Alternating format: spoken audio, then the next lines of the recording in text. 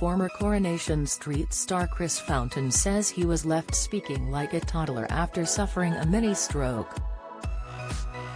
The actor, known to millions as Weatherfield's Tommy Duckworth, spent 5 days in a London hospital after waking up at home unable to speak properly. During a terrifying ordeal in August, Chris, who is just 35, says he was left fearing life as I knew it was over after doctors discovered he'd had a transient ischemic attack, TIA, known as a mini-stroke, after a blood clot lodged in his brain. He's now having to work with a speech therapist to retrain his brain, and while he's got 90% of his speech back, he admits he still struggles to read aloud and often stumbles over his words. Speaking for the first time since his mini-stroke in August, Chris says he was gripped by sheer panic as he realized something was wrong. "I woke up one morning and knew something wasn't right," he admits. "My mum called me and I just couldn't get my words out. I started walking round my house looking at things and I could think what the word was, like television or fridge, but I couldn't say it. I called 111 on my mum's advice and they sent an ambulance for me. It was so scary. I felt stupid because I knew exactly what I wanted to say to the doctors, but I couldn't get the words out. I was speaking like a toddler. I was really embarrassed.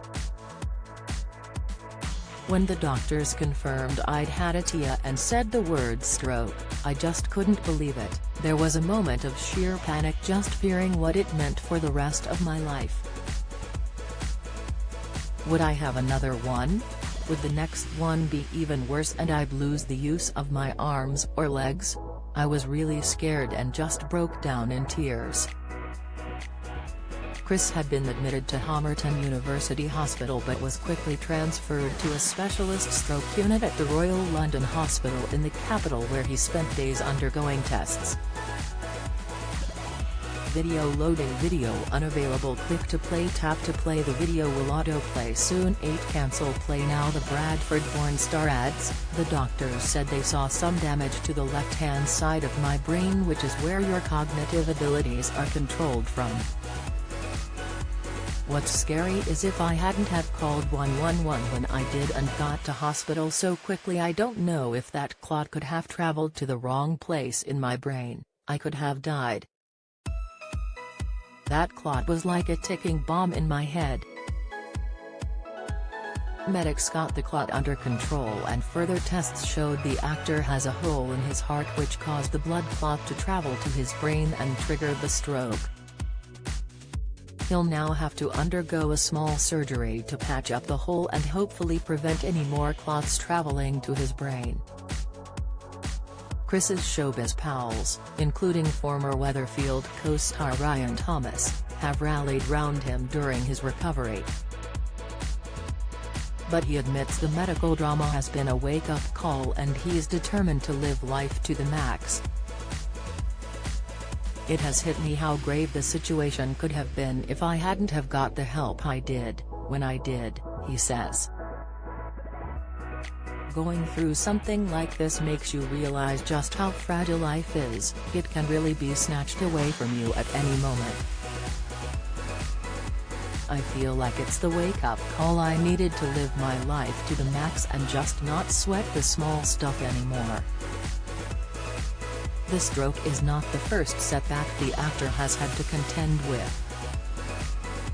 Chris shot to fame in 2003 when he landed the role of Hollyoaks heartthrob Justin Burton in the C4 soap and went on to pick up a string of acting awards.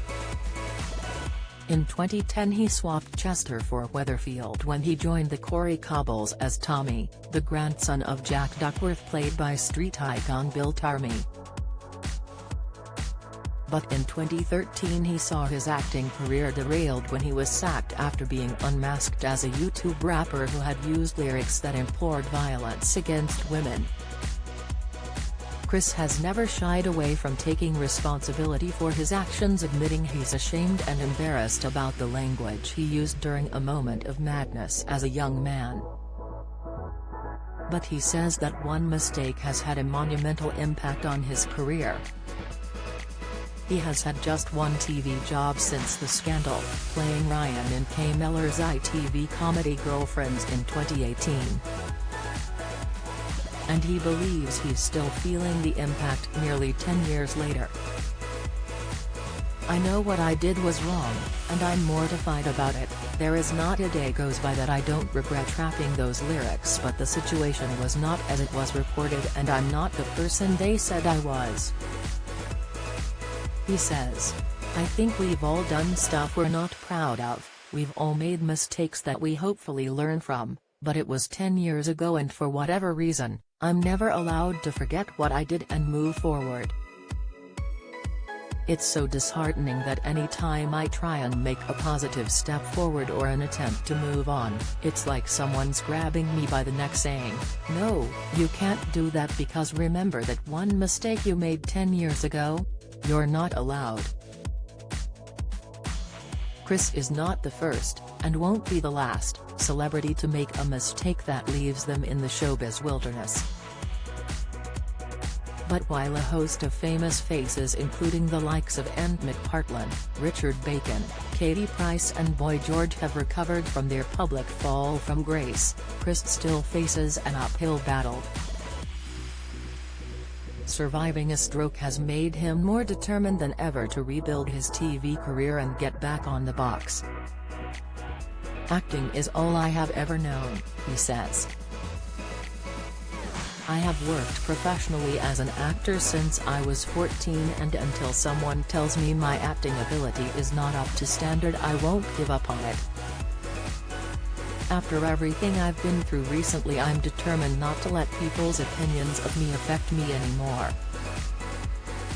I've been up for some really big roles recently and I'm getting down to the final stages. I don't know if I'm not getting the roles because I'm just not right for the part or if the powers that be are worried that what happened will bring them bad press. I've thought about it non-stop for years, but I'm going to stop worrying about what I can't control any longer. I'm just going to keep pushing forward, go for jobs I love and hope that casting directors will see me for the man I am now, not the one mistake I made a decade ago."